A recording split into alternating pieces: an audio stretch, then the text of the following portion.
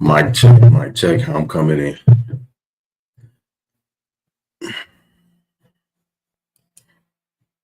How am I coming in? How's my audio? Let me know.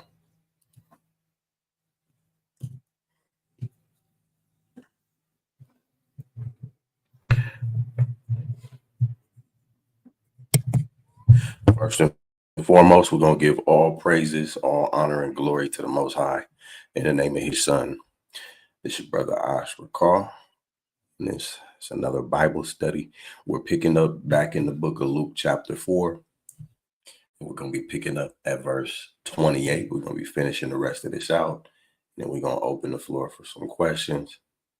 If there be any questions, any prayer requests, we're going to also take those today, and we're going to go to prayer for our brothers and sisters.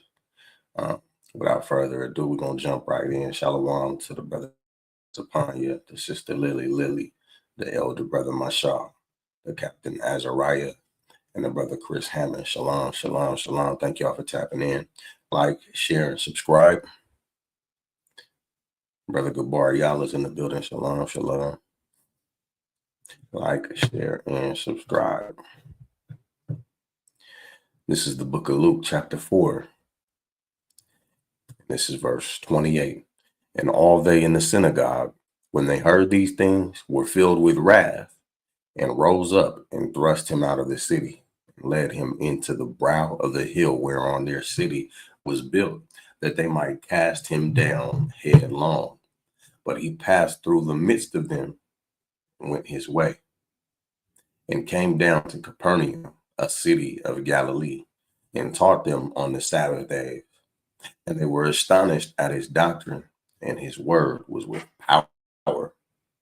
And in the synagogue there was a man which had a spirit of an unclean devil, and cried out with a loud voice, saying, Let us alone. What have we to do with thee, thou Jesus of Nazareth? Art thou come to destroy us? I know thee, who thou art, the Holy One of God.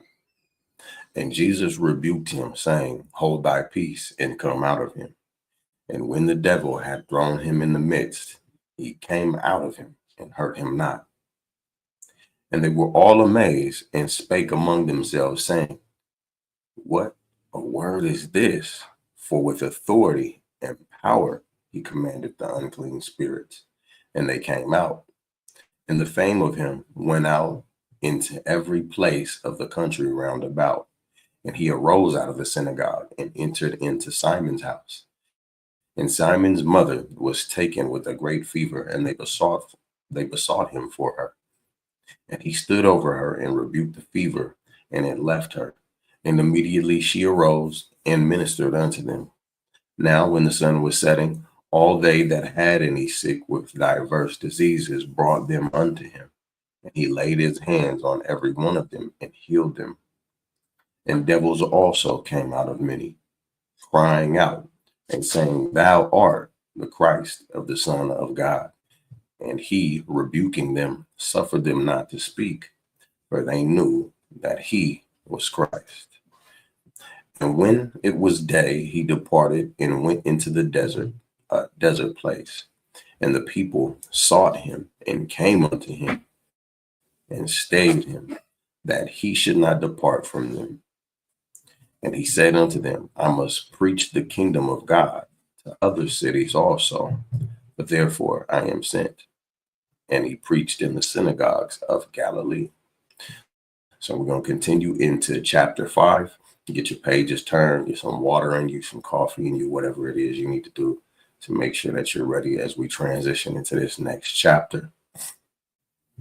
Again, at the end of this, we're going to take questions if there be any questions, and prayer requests if there be any prayer requests.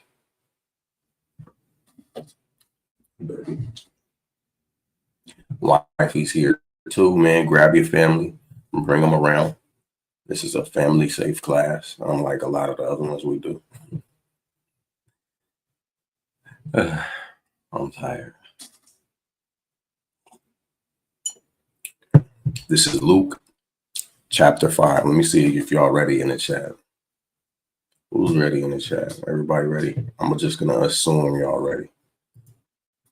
It says, and it came to pass that as the people pressed upon him to hear the word of God, he stood by the lake of Gennesaret and saw two ships standing by the lake. But the fishermen were gone out of them and were washing their nets. And he entered into one of the ships, which was Simon's, and prayed him that he would thrust out a little from the land. And he sat down and taught the people out of the ship. Now when he left speaking, he said unto Simon, launch out into the deep and let down your nets for draught. And Simon was answering, said unto him, Master, we have toiled all night and have taken nothing. Nevertheless, at thy word, I will let down the net. And when they had done this, they enclosed a great multitude of fishes, and their net brake. And they beckoned unto their partners, which were in the other ship, that they should come and help them. And they came and filled both ships, so that they began to sink. When Simon Peter saw it, he fell down at Jesus' knees, saying, Depart from me, for I am a sinful man, O Lord. For he was astonished, and all that were with him at the draught of the fishes they had taken. And so was also James and John, the sons of Zebedee, which were partners with Simon. And Jesus said unto Simon, Fear not, from henceforth thou shalt catch men. It's this is a parable I want to emphasize on, or an emphasis metaphor I want to emphasize on. From henceforth thou shalt catch men. We are familiar with the other verse in the parallel text that say, I will make you fishermen of men. And I want the fishermen, the men of the Lord, the evangelicals that are in the audience, those who have been tasked with going out and doing the work of the Lord and bringing brothers and sisters in. I want you to think about how delicate of a process it is to fish. Though I'm not a person that goes out and fishes for a hobby, I have fished. And I'm pretty sure that anybody who does it on a regular basis can attest to the fact that it is a delicate process, one that requires patience, right? If you look at the characteristics of fish, matter of fact, maybe we'll find it in the Hebrew, because this is where we're going to conclude today's lesson as far as reading goes, which you want to look at in the Hebrew at fish. They're defined as fish pretty much by their characteristics. A fish, daga, is the Hebrew word for fish, and it means fish, right? But when you go into the root word, dag, a fish, perhaps rather from Strong's H1672 as timid. So that's one of the characteristics of a fish, right? Fish are timid, right? Squirming, moving by the vibratory action of the tail of fish. But these two things right here, timid and squirming, you're trying to get brothers and you're trying to get sisters up on a boat, a life raft, essentially, out of water. Trying to get a fish out of water is already problematic. That's where they breathe and that's where they thrive. When you're fishermen of men, you're taking brothers and sisters out of where they feel like they live and thrive, where they feel like it is they belong, that are timid and that are squirming. You see that? So let's imagine this. If there's a brother with a net, a good setup on one boat, and then there's a brother with a rock on the other boat, and then they're separated far out, both of them got equal amounts of fish swimming around their boat, the brother that casts a net is going to catch more fish than the brother that just throw a goddamn rock. I messed up the family class. My bad, family. We're really working on this. If he throws a rock into the midst of the water and tries to catch fish that way, who do you think is going to be more successful? It's obvious that the brother with the net is going to catch more fish. Maybe the brother will eventually get lucky and get the rock to break through the water tension. enough to kill a fish and have the fish float up to the top of the water, maybe, but it's a big maybe. You don't want to gamble with the Most High's task to go out and get his people. You want to cast a net, or you can learn to use a hook and a line like the average fisherman would use. But then again, who do you think is going to be more successful? Is it going to be the brother with the fishing line and good bait, or is it going to be the brother that's throwing rocks into the water? We are in a community, and we come from a community. Speaking about coming from Christianity, a lot of us, and those of us that are in the Israelite community, these two things we are familiar with, brothers and sisters who throw stones at others. You know, usually the person throwing a stone is in a low place in their emotional maturity. They do not appreciate the Father's work, and they don't appreciate the process. So they, in their childlike nature, throw stones at the fish, hoping somehow that this is going to benefit them in the long run, instead of casting a net.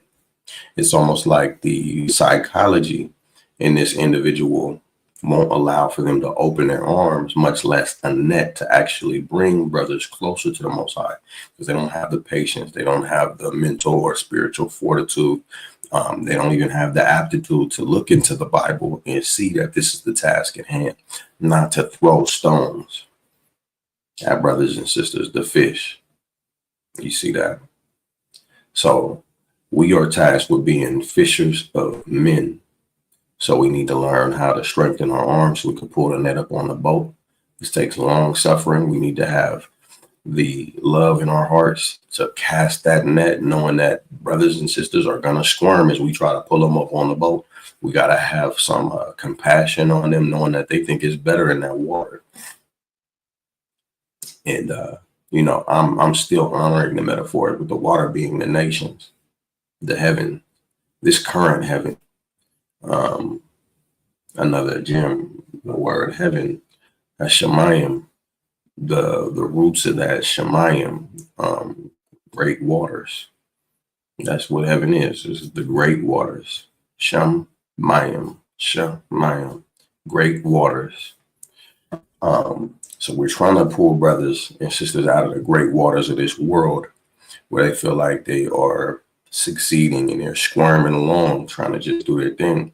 And we're pulling up on this boat out of familiar space.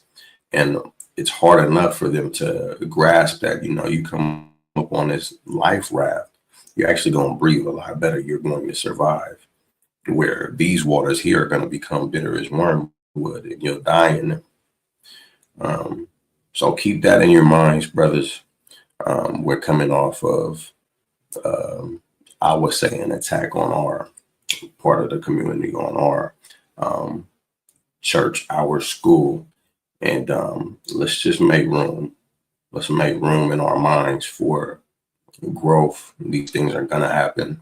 Let's ready our nets. Let's rest our arms as the week comes. And, you know, let's get ready to go back to work all over again when we are called upon. Sisters, you keep the patience in mind as well. You know, help and calm the fish when brothers bring them on the boat.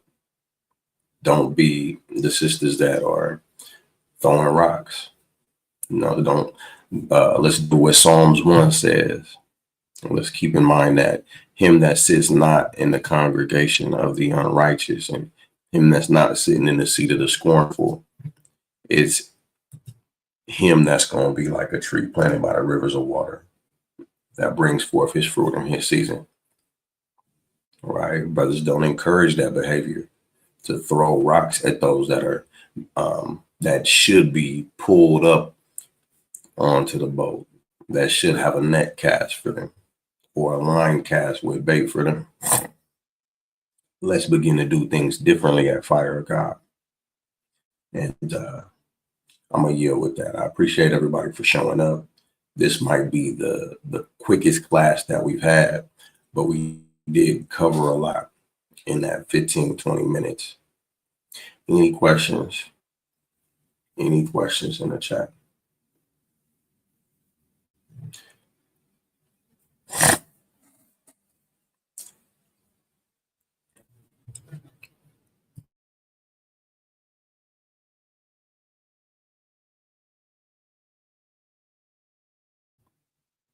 All praises to the Most High. Well, with that, give all praises, honor, and glory to Yahweh in the name of his son, Yahweh Shai. Shalom.